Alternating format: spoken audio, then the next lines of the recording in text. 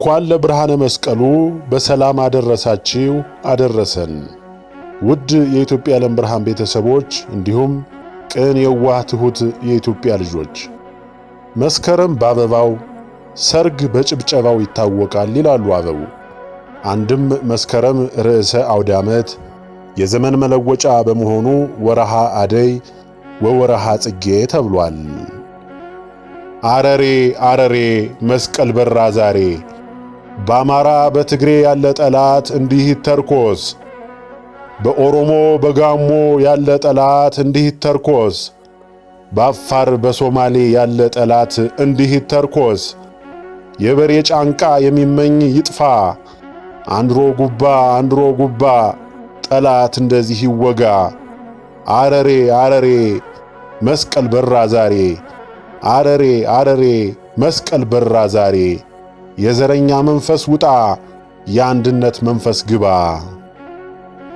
በወንጌሉ ያመናችሁ እንኳን ለብርሃነ መስቀሉ አደረሳችሁ። ውድ እንቁ የኢትዮጵያ ዓለም ብርሃን ቤተሰቦች እንኳን ለብርሃነ መስቀሉ አደረሳችሁ አደረሰን። መልካም በዓል ይሁንላችሁ።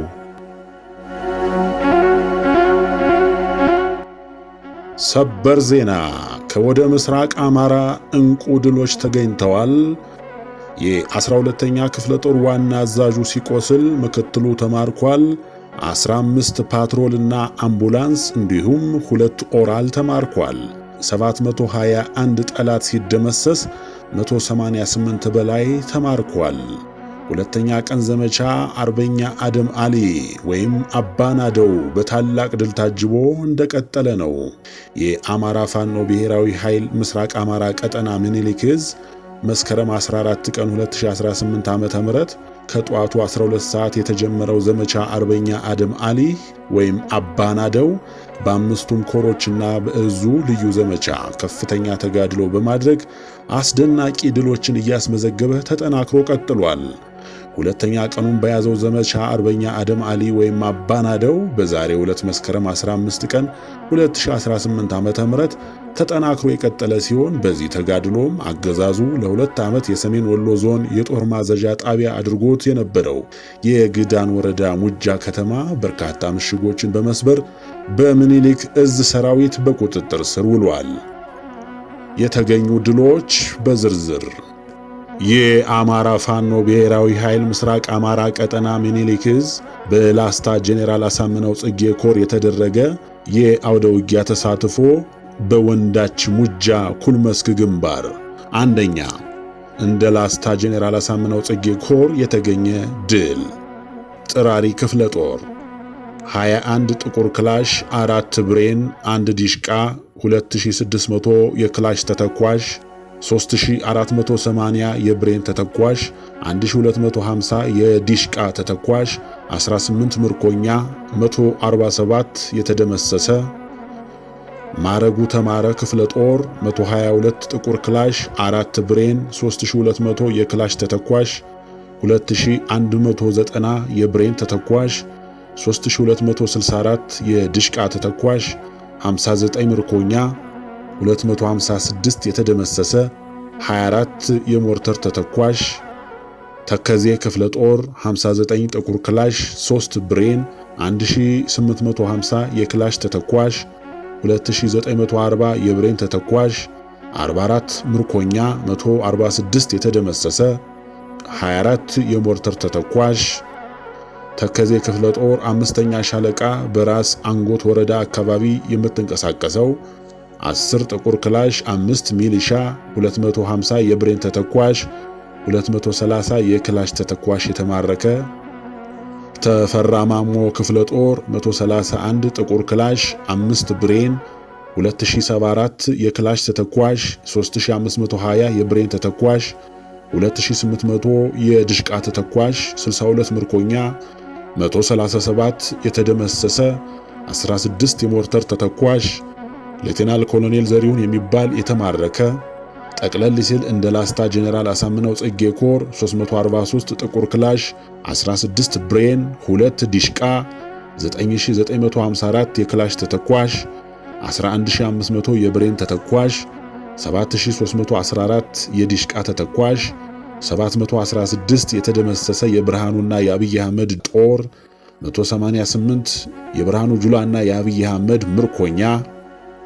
በአማራ ፋኖ ብሔራዊ ምስራቅ አማራ ቀጠና ሚኒሊክ ዕዝ በዛሬው ዕለት የተማረከ ንብረት 15 ፓትሮልና አምቡላንስ፣ 2 ኦራል። በዘመቻ አርበኛ አደማሊ ወይም አባናደው በአምስቱም ኮሮች በእዙ ልዩ ዘመቻ ነፃ የወጡ ቦታዎች ሰሜን ወሎ ዞን ግዳን ወረዳ ዋና መቀመጫ የሆነችው ውጃ ከተማን ጨምሮ ሙሉ ለሙሉ ወረዳው በፋኖ ቁጥጥር ስር ገብቷል። ሰሜን ወሎ ዞን ጋዞ ወረዳ መቀመጫ የሆነችው አስታይሽን ጨምሮ ወረዳው ሙሉ በሙሉ በፋኖ ቁጥጥር ስር ገብቷል። ሰሜን ወሎ ዞን ራስ አንጎት ወረዳ መቀመጫ የሆነችውን አሁን ተገኝ ከተማን ጨምሮ ሙሉ በሙሉ በፋኖ ቁጥጥር ስር ገብቷል።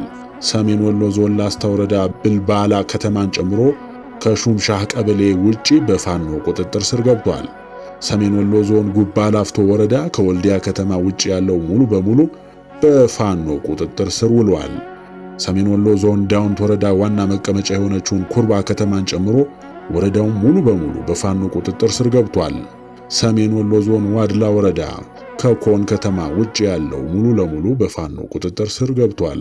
ሰሜን ወሎ ዞን መቄት ወረዳ ከፍላቂትና ከገረገራ ከተማ ውጪ ያለው ሙሉ በሙሉ በፋኖ ቁጥጥር ስር ውሏል። ፍላቂትና ገረገራ ከተማ ላይ ትንቅንቅ እየተደረገ ነው። ደቡብ ወሎ ዞን አምባሰል ወረዳ ዋና መቀመጫ የሆነችው ታሪካዊቷ ውጫሌ ከተማ በፋኖ ቁጥጥር ስር ገብታለች። ማስታወሻ የምስራቅ አማራ ኮር 1፣ የምስራቅ አማራ ኮር 2፣ የልጅ ኢያሱ ኮር እና የንጉስ ሚካኤል ኮር ቁጥራዊ መረጃዎች እንደተጠናቀቁ የምናደርስ ይሆናል። የመረጃ ምንጫችን የአማራ ፋኖ ብሔራዊ ኃይል ምስራቅ አማራ ቀጠና ሚኒሊክ ዕዝ ነው። የአሜሪካው ፕሬዝዳንት ዶናልድ ትራምፕ አሁንም ታላቁን የህዳሴ ግድብ በክፉ አነሱት። በአባይ ውሃ ላይ የሚያሳድረውን ተጽዕኖ ትልቅ ችግር ሲሉ ገልጸውታል። የአሜሪካው ፕሬዝዳንት ዶናልድ ትራምፕ ባለፈው ቅዳሜ በታላቁ የኢትዮጵያ ህዳሴ ግድብ ላይ በሰጡት አስተያየት ግድቡ በአባይ ውሃ ላይ የሚያሳድረው ተጽዕኖ ለግብጽ ትልቅ ችግር የሚፈጥር ነው ብለዋል። ኢትዮጵያ ውስጥ በዓለም ላይ እንደ ትልቅ ግድብ የሚወራለት ትንሽ ግድብ ገንብተዋል። እናም ወደ አባይ ወንዝ በሚፈሰው ውሃ ላይ ተጽዕኖ ያደርጋል። ያ ችግር ነው ትላላችሁ? እኔ ትልቅ ችግር ነው እላለሁ ሲሉ ተናግረዋል። ፕሬዝዳንቱ በንግግራቸው ታላቁ የኢትዮጵያ ህዳሴ ግድብ በህንድና ፓኪስታን፣ ታይላንድና ካምቦዲያ፣ አርሜኒያና አዘርባይጃን፣ ኮሶቮና ሰርቢያ እንዲሁም በእስራኤልና ኢራን መካከል ያለውን ውጥረት ጨምሮ ከሌሎች ዓለም አቀፍ ቀውሶች ጋር አዛምደው አንስተውታል። ባለፈው ሐምሌ ወር ትራምፕ ታላቁ የህዳሴ ግድብ በአብዛኛው በአሜሪካ የገንዘብ ድጋፍ የተገነባ ነው ሲሉ አወዛጋቢ የሆነ መልእክት ማስተላለፋቸው አይዘነጋም። እንግዲህ ውድ የኢትዮጵያ ዓለም ብርሃን ቤተሰቦች ሊበሏት ያሰቧትን እንትነሽ ይሏታል እንደሚባለው ነው። አሜሪካ ከግብጽ ጋር ብዙ ታሪካዊ ግንኙነት አላት። አሜሪካ ግብጽን የምትጠቀምባት እንደ ወታደራዊ ቁስ ነው። ምክንያቱም ግብጽን በተለያየ ወታደራዊ ስልጠና ማገዝ፣ ግብጽን ወታደራዊ አቋሟን ማጎልበት፣ ማስታጠቅ፣ ከዛም የአረቡን ክፍል አፍ የምታስይዝላቸው ኢቨን አረብ ሊግን የምትመራው ግብጽ ናት። ስለዚህ ኢንዳይሬክትሊ አሜሪካ አረብ ሊግንም የምትመራው በግብጽ በኩል ነው ማለት ነው።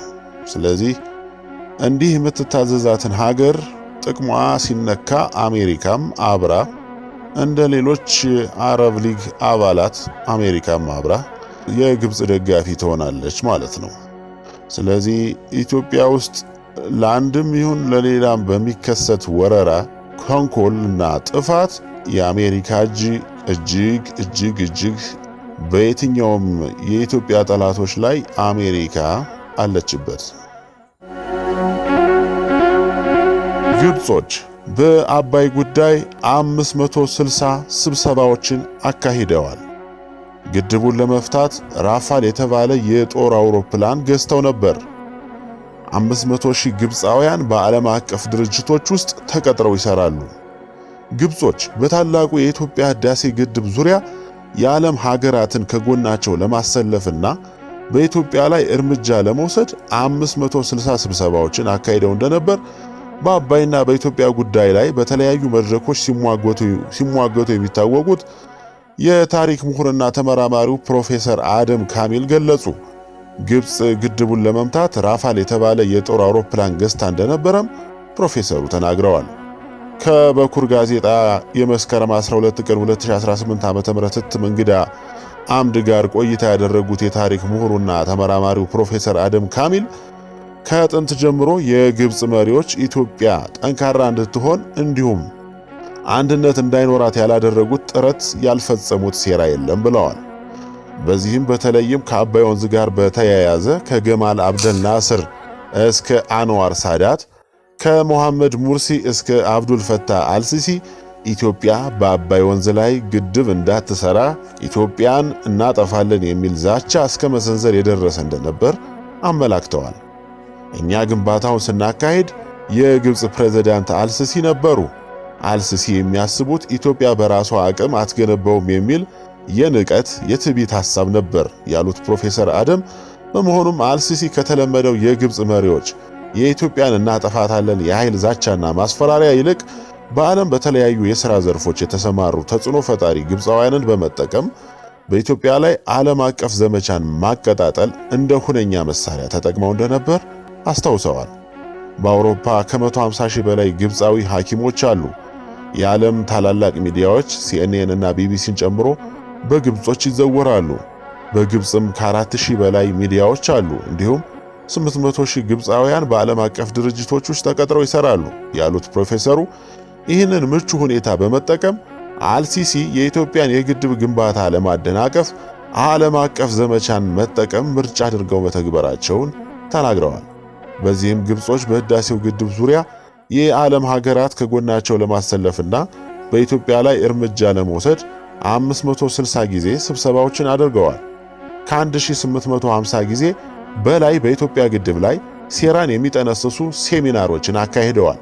ከዚህ በተጨማሪም 222 መጽሐፎች በአረብኛ ቋንቋ ተጽፈው በዓለም ተሰራጭተዋል።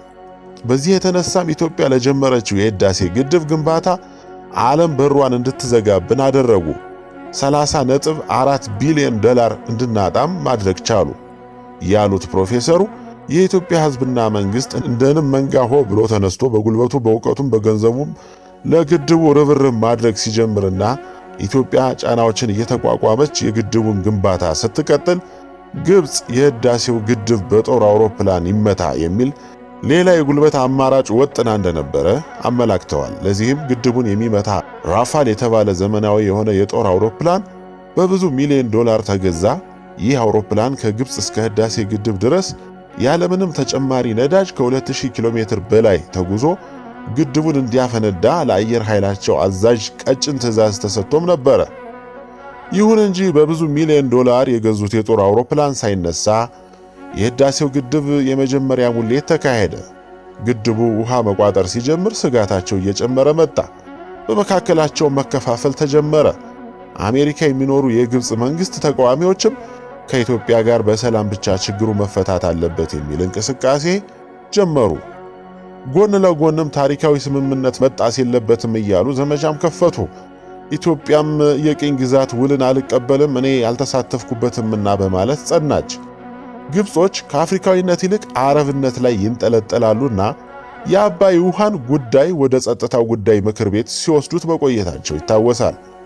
በጸጥታው ምክር ቤት የሚቀርቡ ጉዳዮች የድንበር ግጭትና መሰል ጉዳዮች ሲሆኑ የውሃ ጉዳይ ግን በታሪክ የጸጥታው ምክር ቤት ቀርቦ አያውቅም ያሉት የታሪክ ምሁሩና ተመራማሪው፣ ቢሆንም ግን የጸጥታው ምክር ቤት ውሳኔ ወደ አፍሪካ ህብረት ተመልሳችሁ ጉዳያችሁን ፍቱ የሚል እንደሆነ አስታውሰዋል። በዚህም ግብጾች ተገደው ወደ አፍሪካ ህብረት ከመጡ በኋላ የአሜሪካና የምዕራባውያን ታዛቢዎች ይሳተፉ፣ በበጋም ሆነ በክረምት የአባይን የውሃ ልቀት የግብፅ ባለሙያ መቆጣጠር አለበት የሚል ሆነ። ይሁን እንጂ ይህ ሐሳባቸው በኢትዮጵያ በኩል ተቀባይነት ሳያገኝ መቅረቱን ፕሮፌሰር አደም ካሚል አብራርተዋል። ውድ የኢትዮጵያ ዓለም ብርሃን ቤተሰቦች ይህን መረጃ ያጋራዋችሁ እንደው የኢትዮጵያን ግዙፍና ገናና ታሪክ አንስተን በተለይ መንፈሳዊ እነዚያን መንፈሳዊና ንግስናን ከክህነት አጣምረው ይዘው የነበሩ ነገስታት አባቶቻችን ስናስታውስ ህዝቡንም ስናስታውስ አሁን ያለንበት እኮ መንፈሳዊ ውድቀት ነው በአካል ተገልጾ እንዲህ ደህየንና የአገራትን መቀለጃ ሆን እንጂ መንፈሳዊ ድህነቱ በአካል ተገልጦ የስጋ ድህነትን ፈጥሮብናል። ይሄንን መረጃ ያጋራዋችሁ ስለ አባይ ግድብ ብዙ ለማውራት ፈልጌ ሳይሆን ግብጾች ምንም ትንሽ ልማት እንኳን ለመስራት በናስብ እንኳን በስጋ እንኳን ለማደግ ብንፈልግ እንዴት ኃይለኛ ጠላቶች እንደሆኑብን ማየት ያስፈልጋል። የግብጽ ጠላትነት አሁን አይደለም የጀመረው። በተለያዩ ገድላት እንደምናውቀው ለምሳሌ በቅርቡ ደግሜ ሳነበው የተረዳሁት የገድለ ነአኩተ ለአብ ላይ ቅዱስ ላሊበላ አርፎ ቅዱስ ነአኩተ ለአብ በሚነግስበት ሰዓት ግብጾች ለኢትዮጵያ ግብር ያስገቡ ነበር። አዎ ለኢትዮጵያ ግብር ወርቅ ግብር ያስገቡ ነበር። ታዲያ የኢትዮጵያ ንጉሥ ላሊበላ ሞቷል አርፏል ብለው እነሱ ግን ንቀው ተዳፍረው ለኢትዮጵያ የተጣለባቸውን ግብር መክፈል አቆሙ። አመጹ በኢትዮጵያ መንግስት ላይ ማለት ነው። ታዲያ በዚህ ጊዜ የምዬ የእግዚአብሔር ልጅ የተዋሕዶ ልጅ ቅዱስ ነአኩተ ለአብ ይህን ሰማና ጸሎት አደረገ።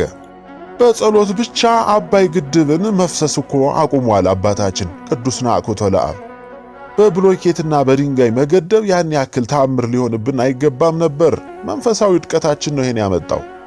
እሺ ይሁን ግድ የለም እንለፈው። ይሄን ታሪክ ትልቅ ሊሆንብን ይችላል። ታዲያ ቅዱስ ነአኩተ ለአብ በጸለየና በእግዚአብሔር ፊት በቆመ ባመለከተ ጊዜ የኢትዮጵያ አምላክ የቅዱስ ነአኩተ ለአብ አምላክ አያሳፍርምና አባይ ግድብን ወደ ግብጽ እንዳይፈስ አደረገ። ያኔ የግብጽ ምድር በድርቅና በረሃብ ተመታች። የግብጽ ህዝቦች እና መንግስታት ተሰበሰቡና ምን አድርገን ነው? ምን አጥፍተን ነው እንደዚህ ሆን ነው? ምን ጉዳይ መጥቶብን ነው የአባይ ውሃ ወደኛ መፍሰስ ያቆመው ብለው ሲነጋገሩ ሲማከሩ አይ ለኢትዮጵያ እናስገባው የነበረውን ግብር እኮ ማስገባት ስላቆምን ነው፣ ለላሊበላ እናስገባ የነበረውን ግብር ማስገባት ስላቆምን ይሄው የውሃ ችግሩ ተፈጠረ ብለው ወሰኑ። በብዙ ግመልና በብዙ መጋዣ ወርቅና ልዩ ልዩ ስጦታዎችን ጭነው ለኢትዮጵያ መንግስት መልሰው ለነአኩተ ለአብ ተገዙ፣ ሰገዱ፣ ስጦታንም አቀረቡ ማለት ነው። በዚያን ጊዜ እንግዲህ የኢትዮጵያ አምላክ ለኢትዮጵያ ተገዙ ብሎ ፈርዶባቸዋልና ግብፃውያንን ለኢትዮጵያ ግብር ሲያቀርቡ እግዚአብሔር ደግሞ የቅዱስ ነአኩተ ለአብን ደግሞ ሌላ ጸሎት ሰማ። ተማጽኖውን ሲሰማ ደግሞ ምን አደረገው? የአባዩን ውሃ መልሶ እንዲፈስላቸው አደረጋቸው። ተመልሰው ከረሃብና ከቸነፈር ከድርቅ ተረፉ ማለት ነው። አባቶቻችን በዚህ ደረጃ መንፈሳዊነት ላይ የደረሱ አባቶች ነበሩ። ነገስታቶቻችን መንፈሳዊ አባቶች ነበሩ። ንግስናን ከክህደት አጣምረው የሚገዙ ድንቅ ሰዎች ነበሩ። እግዚአብሔር ይመስገን። አሁንም ከፊታችን ብዙ ደግ ጊዜ ይመጣል። የነ ቅዱስ ነአኩተ ለአብ የነ ቅዱስ ላሊበላ ልጅ የሆነው ንጉሠ ነገሥት ቴዎድሮስ ይመጣል። ያኔ ምን እንደሚያደርግ አሁንስ ምን እያደረገ እንዳለ ሁላችንም እኮ የምናውቀው እውነታ ነው። ስለዚህ የግብጽ ድንፋታ ለኛ በእምነት ለጠፋ ነው እንደ መቀጫ ብረት ሆኖ በትር ሆኖ መጥቶብናል። ለቤተ ክህነቱም ለቤተ መንግስቱም ከተለያዩ የአረብ ሀገራት ጋር ሆና ግብጽ እጇን በኢትዮጵያ ላይ ትዘረጋለች። እንግዲህ የሚቀጣው ተቀጥቶ እነሱም ደግሞ መልሰው ለኢትዮጵያ መገዛት መንበርከክ እንዳለባቸው እግዚአብሔር ስለሚያሳያቸው እሱን እድለኛው የኢትዮጵያ ሕዝብ ወደፊት ያየዋል። ኢትዮጵያ የዓለም ብርሃን ቤተሰቦች በእምነት በፍቅር በአንድነት ጸንተን በመቆየት ያችን ውድና ታማኝ ጊዜ እናያታለን። እግዚአብሔር ተስፋ ሰጥቶናልና።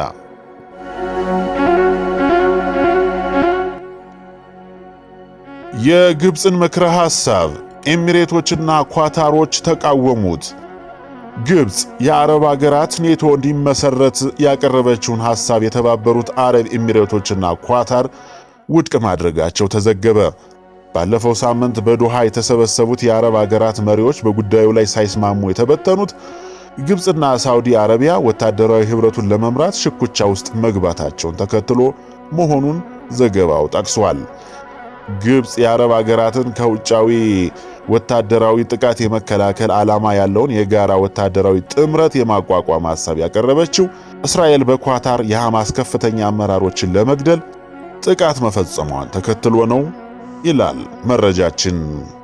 አያችሁ ውድ የኢትዮጵያ ዓለም ብርሃን ቤተሰቦች፣ የአረብ ሊግ አሁን ከኢኮኖሚና ከማህበረሰባዊ አገልግሎት ከፖለቲካ አገልግሎት ወደ ምን ሊሸጋገር ነው? ወደ ጦር ትብብር ማለት ነው። ይህም ማለት አረብ ሊግ ወታደር ያዋጡና ተጠቃ ባሉት የአረብ ሊግ ሀገራቸው ላይ እስላማዊ በሆነ ሀገር ላይ ጥቃት ሲፈጸም እነሱም ወታደራቸውን ልከው ያንን የወረረውን ሀገር ይዋጉታል ማለት ነው። ይሄን ለምሳሌ የኮረጁት ከማን ነው? አውሮፓ ሀገራት ኔቶ የሚባል የተውጣጣ ጦር አላቸው። ለምሳሌ ዩክሬንን የኔቶ አባል ትሆኛለች ተብላ በተጠየቀችበት ሰዓት ነው ሩሲያ ጦርነት የከፈተችባት። ሩሲያ ዩክሬን የኔቶ አባል መሆን እንደማትችል አስጠንቅቃት የነበረ ቢሆንም ዩክሬን ግን አሻፈረኝ በማለቷ ምክንያት አሁን ያለችበት ጥፋት ደርሷታል። ዩክሬን አሁን ሙሉ ለሙሉ ወታደሮቿን ጨርሳ ሮቦት ልታዘምት እንግዲህ ደግሞ ሮቦቱም አቅሙ የሚያዋጣ ስላልሆነ የአውሮፓ ሀገራት እያደረጉ ያሉት እነ ጣሊያን የተለያዩ ሀገራት አሜሪካን ጨምሮ ምንድነው ወታደር አዋተው ኔቶ በሚባል ድርጅታቸው በኩል ዩክሬን ላይ ጦራቸውን በማስፈር ከሩሲያ ጋር ኢንዳይሬክት የሆነ ውጊያ ማድረግ ነው ሐሳባቸው ማለት ነው። ስለዚህ ቀጥሎ ደግሞ የኤዥያ ኔቶ ይፈጠራል። እነ ሰሜን ኮሪያ፣ እነ ቻይና፣ እነ ሩሲያ አንድ ላይ የሆኑበት፣ እነ ኢራን አንድ ላይ የሆኑበት ወታደራዊ ክንፍ ደግሞ ይፈጠርና በመሃል እንግዲህ ሶስተኛው የዓለም ጦርነት ይጋጋላል። ሁላቸውም የያዙትን የኒውክሌር አረር እርስ በርስ እየተራጩ ጥፋታቸውን በዓይናቸው ቆመው ያዩታል ማለት ነው። ለዚህም ደግሞ ምንም ኒውክሌር መጠቀም ሳያስፈልግ ዩክሬን እንዴት እንደፈራረሰች የብሎኬት ክምር እንደሆነች በኢትዮጵያ ዓለም ብርሃን መልእክት እንደተገለጸው የብሎኬት ክምር ታያላችሁ፣ ሀገራት ይፈራረሳሉ። እንዲሁም ደግሞ በቀን በአንድ ጊዜ በሚሊየን በመቶ ሺህ የሚቆጠሩ ህዝቦች በሞት ተሰናበቱ ሲባል በየሚዲያው ተሰማላችሁ ተብሎ የተነገረው በፊታችን የምናየው ይሆናል ማለት ነው።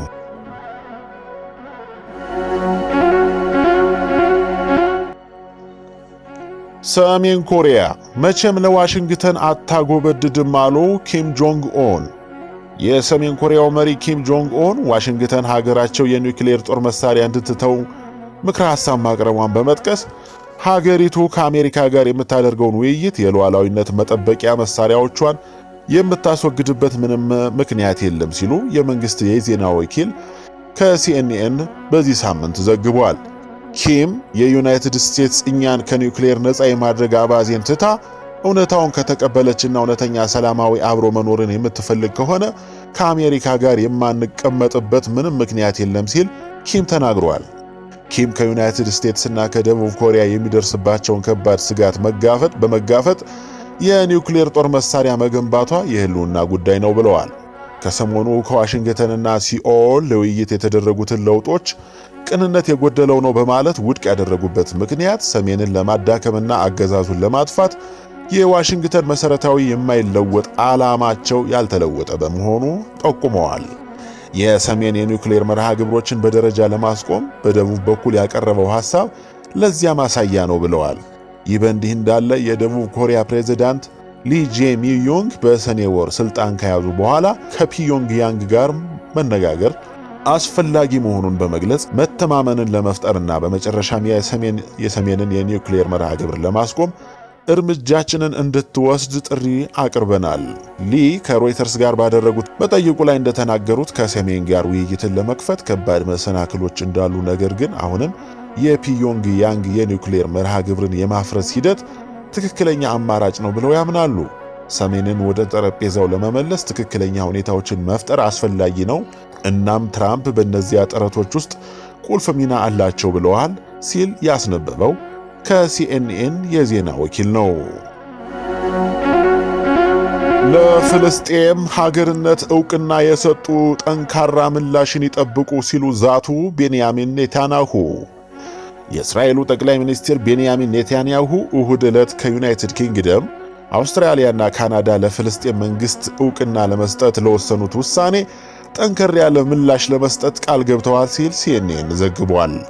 በሳምንታዊው የካቢኔ ስብሰባ ላይ ንግግር ያደረጉት ኔታንያሁ በተባበሩት መንግስታት ድርጅትና በሌሎች ዓለም አቀፍ መድረኮች የፍልስጤም መንግሥት ለመመስረት የሚደረገውን ጥረት ውድቅ በማድረግ ሕልውናችንን አደጋ ላይ የሚጥልና ለሽብርተኝነት የማይጠቅም ሽልማት ይሆናል ሲሉ እስራኤል በፍልስጤማውያን ላይ እየፈጸመች ነው የሚባለው በሙሉ ስም ማጥፋት ፕሮፓጋንዳ እንደምትቃወም ተናግረዋል። አክለውም በሚቀጥሉት ቀናት ዓለም በዚህ ጉዳይ ላይ ከኛ ያልጠበቀውን ነገር ይሰማል ሲሉ የተያያዙትን የዌስት ባንክን ክፍሎች የመጠቅለል ውሳኔ ሊደረጉ እንደሚችሉ ፍንጭ ሰጥተዋል። ኔታንያሁ እቅዳቸውን በይፋ ባይገልጹም ከአሜሪካ ፕሬዝዳንት ዶናልድ ትራምፕ ጋር በሚቀጥለው ሳምንት የሚያደርጉትን ውይይት ተከትሎ እስራኤል ምላሽ እንደምትሰጥ በቪዲዮ ባስተላለፉት መልእክት ተናግረዋል ሲል ሲኤንኤን ዘግበዋል። አውስትራሊያ፣ ካናዳ እና እንግሊዝ ባደረጉት የተቀናጀ ጥረት የፍልስጤም ግዛት እሁድ ዕለት ዕውቅና በመስጠት የሁለት ሀገር መፍትሄ እንዲፈለግ መጠየቃቸው ተከትሎ የእስራኤል የውጭ ጉዳይ ሚኒስቴር አገሮቹ የወሰዱትን እርምጃ አውግዟል።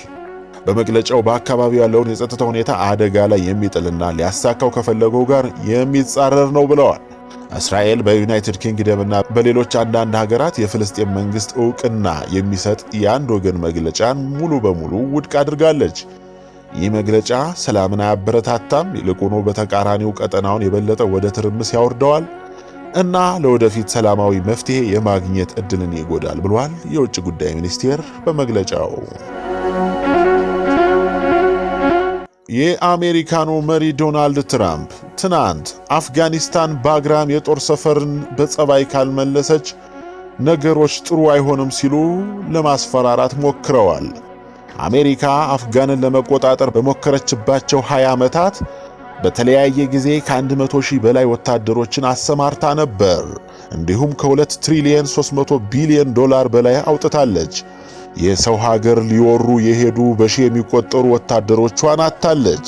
ሆኖም አሜሪካ ይሄን ሁሉ አድርጋ ለ20 ዓመታት በእጇ አስገብታው የነበረውን የባግራም ጦር ሰፈርን ይዛ መቆየት አልቻለችምና የዛሬ 4 ዓመት ለቀውታለች። በዚህ ወቅትም አሜሪካ ወደ አፍጋኒስታን ይዛቸው መታቸው የነበሩ የቢሊዮን ዶላር መሳሪያዎች አፍጋኒስታን ውስጥ ትታ በመውጣቷ አሁን ላይ ታሊባን የአፍጋኒስታን ታጣቂ ቡድን እጅግ ዘመናዊና በማታ የሚያሳዩ የጦር ሜዳ መነጽሮች ጀምሮ ብላክ ሃውክን የመሰለ ዘመናዊ ሄሊኮፕተሮች ባለቤት ሆናለች። በወቅቱ አሜሪካ ትታቸው ሄዳ በታሊባን እጅ የገቡ የጦር መሳሪያ ዝርዝሮችን እንመልከት። 22174 ሁሜቭ ብረት ለበስ ተሽከርካሪዎች፣ 634 ባለጎማ ታንኮች፣ 155 ማክስ ፕሮ ማይን ፕሩፍ ተሽከርካሪዎች፣ 169 M12 17 ታንክ፣ 42000 ወታደራዊ ተሽከርካሪዎች፣ 8000 ከባድ ወታደራዊ ተሽከርካሪዎች፣ 162043 የማይጠለፉ ወታደራዊ የሬዲዮ መገናኛዎች፣ 16035 በምሽትም የሚያሳዩ ወታደራዊ የጦር ሜዳ መነጽሮች፣ 358530 ቀላል ጠመንጃዎች፣ 64363 አውቶማቲክ ጠመንጃዎች፣ 126295 ሽጉጥ፣ 176 መድፍ፣ 33 ኤምአይ ሄሊኮፕተሮች፣ 33 ብላክ ሃውክ ዘመናዊ የጦር ሄሊኮፕተሮች፣ 43 ኤምዲ 530 ዘመናዊ ሄሊኮፕተሮች፣ 4 ሲዋን 30 ወታደራዊ መጓጓዣ አውሮፕላኖች፣ 23 ኢኤምቢ አውሮፕላኖች፣ 28 ሴሲና አውሮፕላኖች፣ 10 ሴሲና ተዋጊ አውሮፕላኖች በሙሉ አሁን የታሊባን ናቸው። አሁን ይህን ሁሉ ከሆነ በኋላ አሜሪካ ትሪሊየን ዶላሮችን ፈጅታ የቢሊዮኖች መሳሪያ ትታ ወደ ሄደችው ወደ አፍጋኒስታን በውድም ሆነ በጉልበት እመለሳለሁ ብላለች። ታሊባን በበኩሉ ይህንን የትራምፕ ንግግር ከሰማ በኋላ ዳግም ልታስታጥቀው እንደምትመጣ በማሰብ ሐቢቢ ካምቱ አፍጋኒስታን እያለ ነው። አፍጋኖች ከትናንቱ የትራምፕ ፉከራ በኋላ አይደለም አሁን በራሷ በአሜሪካ ይህን ያህል ታጥቀን በሩሲያ ክላሽንኮቭ ለ20 ዓመታት ለአሜሪካን አልተንበረከክንም፣ የአፍጋን ምድርን ትርገጥና እንተያያለን ሲል ተናግሯል። በምዕራባውያን ማዕቀብ የተጠመዱት ሩሲያና ኢራን ግንኙነታቸውን ወደ ላቀ ደረጃ በማሸጋገር ሩሲያ በኢራን ውስጥ አዲስ የኒውክሌር ኃይል ማመንጫ ግንባታ መጀመሯን ይፋ አደረጉ። ይህ እርምጃ በሁለቱ ሀገራት መካከል ያለውን ስትራቴጂካዊ ጥምረት ከማጠናከሩም በላይ በምዕራቡ ዓለም ከፍተኛ ስጋትን ቀስቅሷል። የሩሲያ መንግስታዊ የኒውክሌር ተቋም ሮሳቶም በደቡባዊ ኢራን በምትገኘው የቡሻር የኒውክሌር ማዕከል አዲስ ሪያክተሮችን የመገንባት ሥራ መጀመሩን የኒውስዊክ መጽሔት ዘግበዋል። ይህ ፕሮጀክት የኢራንን የኤሌክትሪክ ኃይል አቅርቦት ለማሳደግ ያለመ ሰላማዊ የኒውክሌር ፕሮግራም አካል መሆኑን ሁለቱም ሀገራት ይገልጻሉ። ይህ ስምምነት በዋሽንግተንና በአውሮፓ ዋና ከተሞች ከፍተኛ ስጋትን ፈጥሯል። ምንም እንኳን ፕሮጀክቱ ለሰላማዊ የኃይል ማመንጨትነት የታለመ ቢሆንም የምዕራባውያን ባለሥልጣናትና ተንታኞች ሩሲያ ለኢራን የምታደርገው የቴክኖሎጂ ሽግግር ለወደፊቱ ለጦር መሳሪያ ፕሮግራም ሊውል ይችላል የሚል ፍራቻ አላቸው። ይህ እርምጃ ሩሲያ በዩክሬን ጦርነት ምክንያት የተጣለባትን ማዕቀብ ለመበቀል እና የአሜሪካን ተጽዕኖ ለመገዳደር የምትጠቀምበት ስልት ነው ሲሉ ይሞግታሉ። የሞስኮና የቴሄራን የኒውክሌር ትብብር መጠናከር ሁለቱ ሀገራት የምዕራባውያንን ጫና በጋራ ለመቋቋም ያላቸውን ቁርጠኝነት ያሳያል። ይህ አዲስ ጥምረት በቀጣይ የመካከለኛው ምስራቅንና የዓለምን የኃይል ሚዛን እንዴት ሊቀይረው እንደሚችል ጊዜ የሚፈታው ይሆናል ብለዋል። ስምምነቱን አልጣስኩም፣ ከእስራኤል ጋር ተባብሬ እየሰራው ነው ስትል ግብፅ ማስተባበያ ሰጠች። በእስራኤልና በግብፅ መካከል ውጥረት መፈጠሩን የሚገልጹ ዘገባዎች በስፋት መሰራጨታቸው ይታወቃል። የእስራኤልና የአሜሪካ ሚዲያዎች ይህንን ጉዳይ በተመለከተ ባቀረቡት ዘገባም ግብፅ ወታደሮቿን በሲናይ በረሃ ውስጥ ማስፈሯን በመጥቀስ በሁለቱ ሀገራት የተፈጸመውን የሰላም ስምምነት ጥሳለች በማለት ገልጸው ነበር። በዚህ ጉዳይ ላይ የግብፅ መንግስት ይፋዊ መግለጫ ሰጥቷል። በግብፅ ማስታወቂያ ሚኒስቴር አማካኝነት የወጣው ይህ መግለጫ ወታደሮቹ የሰፈሩት ስምምነቱን በፈጸሙት አካል ትብብር ነው ካለ በኋላ ግብፅ የሰላም ስምምነቱን ለማክበር ቁርጠኛ መሆኗን አስረድቷል። ጨምሮም ግብፅ በታሪኳ የትኛውንም የፈረመችውን ስምምነት ጥሳ አታውቅም ያለው መግለጫው በቅርቡ ወታደሮችን በሲናይ አካባቢ በማስፈር ላይ የሆነችው ደህንነቷን ለመጠበቅ እንደሆነ አስረድቷል። የግብፅ መንግስት በዚህ የማስተባበያ መግለጫ ሌላ ሐሳብ አንስቷል። በጋዛ እየተከናወነ ያለውን ወታደራዊ ዘመቻ አጥብቆ እንደሚቃወም ገልጾ ፍልስጤማውያንን ከመሬታቸው የማፈናቀል እርምጃውን እንደማይደግፍም አስረድቷል። ጁን 4 ቀን 1967 በተደረገው ስምምነት መሰረት የፍልስጤም ሀገርነት እንዲከበር የሚል አቋም እንዳለው የጠቀሰው የግብፅ መንግስት የፍልስጤም ዋና ከተማ ምስራቃዊ ኢየሩሳሌም መሆኑን ገልጿል። የፖለቲካ ታዛቢዎች እንደሚሉት ግብፅ ይህንን ማስተባበያ ለመስጠት ብትሞክርም በሁለቱ ሀገራት መካከል ውጥረቱ አሁንም እንደቀጠለ ይህ መግለጫ እማኝ ሆኗል።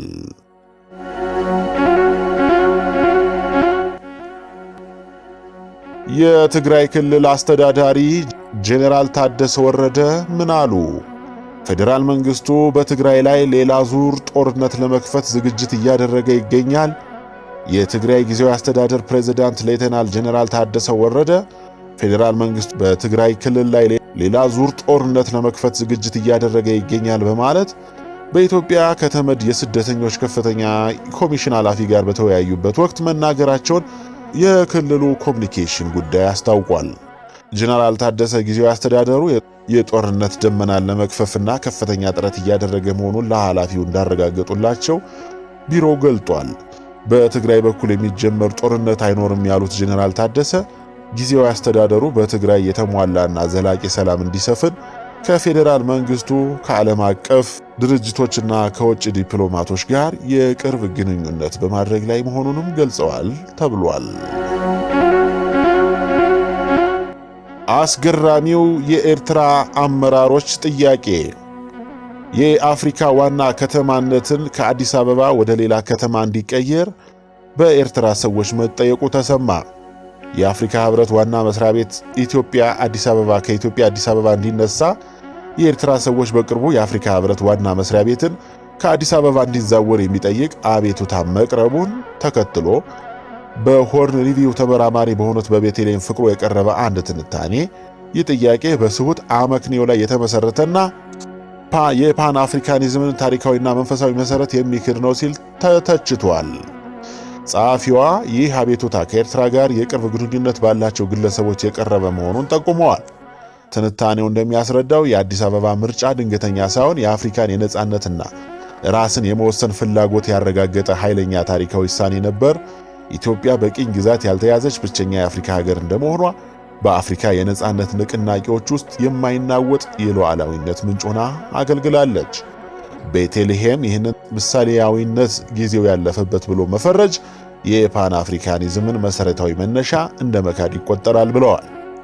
ጸሐፊዋ የአፍሪካ ሕብረትን ከአዲስ አበባ የማዛወር ሙከራ የኢትዮጵያን ታሪካዊ ምሳሌያዊና ተግባራዊ ሚና ለመናድ የሚደረግ ሳይንሳዊ ያልሆነ ጥረት ነው ብለዋል።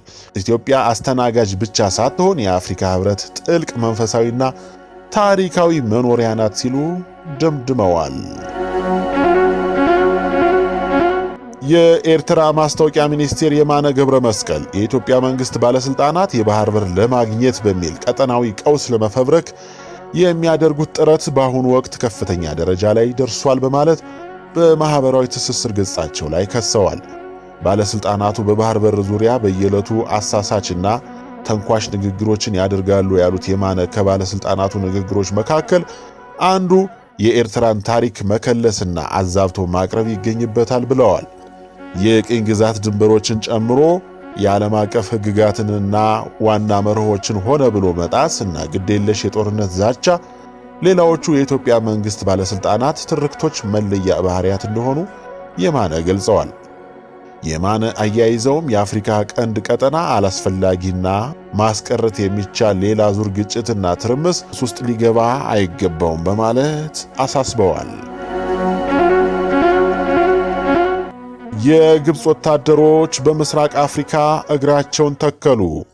ኢትዮጵያ በአባይ ወንዝ ላይ እየገነባች ባለው የታላቁ የኢትዮጵያ ህዳሴ ግድብ በዲፕሎማሲያዊ መድረኮች ተወስና የቆየችው ግብፅ በቀጠናው ያላትን ተሳትፎ ወደ ወታደራዊና ፖለቲካዊ ዘርፍ በማሳደግ በሚቀጥሉት ሳምንታት ጦሯ በጎረቤት ሀገር ሶማሊያ እንደሚሰማራ ተናገረ።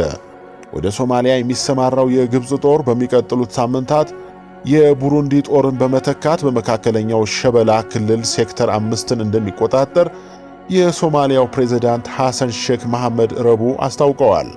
መሐሙድ ከቢቢሲ ጋር ባደረገው ቃለ ምልልስ በሺዎች የሚቆጠሩ ዘመናዊ ትጥቅ የታጠቁ ወታደሮች በባድማና መሃዳይ ወረዳዎች መካከል እንደሚሰፍሩ አረጋግጠዋል። ፕሬዝዳንቱ ሶማሊያ በካይሮና በአዲስ አበባ መካከል ለሚካሄደው የውክልና ጦርነት የጦር አውድማ እንድትሆን እንደማትፈቅድ ገልጸው በአባይ ወንዝ ላይ የሚገኘውን ታላቁን የኢትዮጵያ ህዳሴ ግድብን ጨምሮ በተፈጠረ አለመግባባቶች ቢኖሩም ግንኙነታችን ቀጥለዋል ብለዋል። መሐመድ በግብፅና በኢትዮጵያ መካከል ልዩነቶች ሊኖሩ ይችላሉ፣ ነገር ግን በሶማሊያ ውስጥ አይደለም። ከመንም ተነስቶ ወደ ኢትዮጵያ ድንበር የሚሄድ የግብፅ ወታደሮች የሉም። ግብፅም ወደ ኢትዮጵያ ድንበር እንድንሄድ የጠየቀን የለም ያሉት ፕሬዝዳንቱ አክለውም ኢትዮጵያና ግብፅ በሶማሊያ ውስጥ የሚዋጉበት ምንም ምክንያት የለም ብለዋል። የግብፅ ጦር በሶማሊያ በአፍሪካ ህብረት ድጋፍና ማረጋጋት ተልዕኮ አውሶም ስር በሶማሊያ ከሚሰማራው ጦር በፊት ለስለላ ተልዕኮ ሞቃዲሾ ገብቷል። በሜጀር ጄኔራል እስላም ራድዋን የሚመራው የልዑካን ቡድን በሞቃዲሾና በመስክ የሚገኙ ቁልፍ ቦታዎችን በመመልከት የስምምነት ሁኔታዎችን፣ የወታደሮች ማረፊያና የሎጂስቲክስ ዝግጅቶችን በመገምገም ላይም ይገኛል። እንደ አውሶም ዘገባ ግብፅ 1100 የሚጠጉ ወታደሮችን ለማሰማራት በዝግጅት ላይ ትገኛለች። እነዚህም በመካከለኛው ሸበሌ ክልል በ3 ቦታዎች ላይ የሚሰፍሩትን የቡሩንዲ ወታደሮችን ለመተካት ነው። በኢትዮጵያና በሶማሌላንድ ተገንጣይ ግዛት መካከል የተደረገው አወዛጋቢ ስምምነትን ተከትሎ በሶማሊያና በኢትዮጵያ መካከል ያለው ውጥረት ከቅርብ ወራት ወዲህ ወደ መባባስ ያመራ ሲሆን በቀጠናው እግሯን መትከል የምትፈልገው ግብፅ የሶማሊያን መንግስት ስምምነቱን ውድቅ ማድረጉን በጠንካራ ሁኔታ ስትደግፍ ቆይታለች። ይህም በካይሮና ሞቃዲሾ መካከል አዲስ የወታደራዊና የጸጥታ ትብብር እንዲኖር መንገድ ከፍቷል። በሶማሊያ የግብፅ ኃይሎች መኖራቸው በኢትዮጵያ ላይ ፖለቲካዊና ወታደራዊ ጫና አሳድሯል ሲሉ የቀጠናው የፖለቲካ ተንታኞች በአባይ ውሃ ላይ እየጨመረ የመጣው ቁርሾ ወደ ሰፊ ቀጠናዊ ጥምረት እየገባ መሆኑን ይገልጻሉ ሲል ያስነበበው ሐራሬ የዜና ወኪል ነው። አዎ ውድ የኢትዮጵያ ዓለም ብርሃን ቤተሰቦች እንዲሁም ቅን የኢትዮጵያ ልጆች፣ በዚህ ዜና የተረዳችሁት ግብፅ ኢትዮጵያን በተቻላት መጠን በወታደሮቿ ለመክበብ እየሞከረች ነው።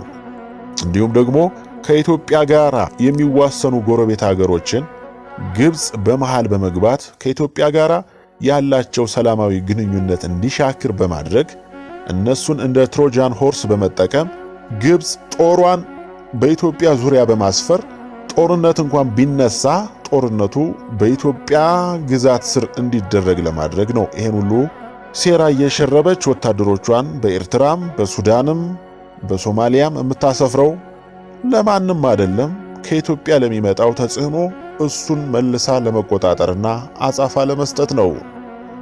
ይሄ በተለያየ በትንቢት በኢትዮጵያ ዓለም ብርሃን መልእክትም በአባቶቻችንም እንደተነገረው የአረብ ወረራ የሚባለው የትንቢት መፈጸሚያ የደረሰ ይመስላል። አብረን እንከታተለው እንግዲህ።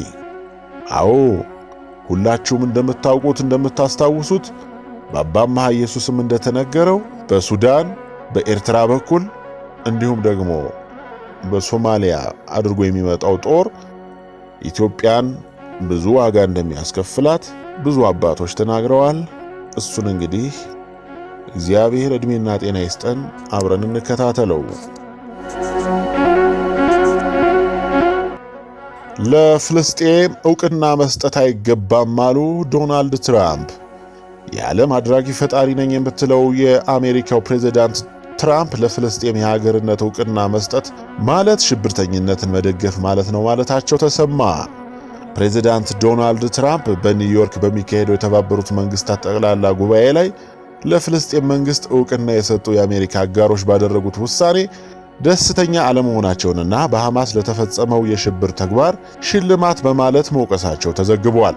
ትራምፕ ማክሰኞ ዕለት በዩኤን ላይ ለዓለም መሪዎች ባደረጉት ንግግር የፍልስጤም መንግስትን ዕውቅና የሰጡ ሀገራት ሐማስ ኦክቶበር 7 ቀን 2023 በእስራኤል ላይ ለፈጸመው ጥቃት ሽልማትና ማበረታቻ ነው ሲሉ የከሰሷቸው ሲሆን በሐማስ እስር ቤት የቀሩትን እስራኤላውያን ታጋቾችን ለመልቀቅ ቅድሚያ አልሰጡም ብለዋል። አክለውም የአሜሪካ ወዳጅ የምዕራባውያን ሀገራት ለፍልስጤም መንግስት የሰጡትን ዕውቅና ውድቅ በማድረግ ሰላምን የሚደግፉ ሰዎች እስረኞች እንዲፈቱ በመጠየቅ አንድ መሆን አለባቸው ሲል ለዩኤን ተናግረዋል።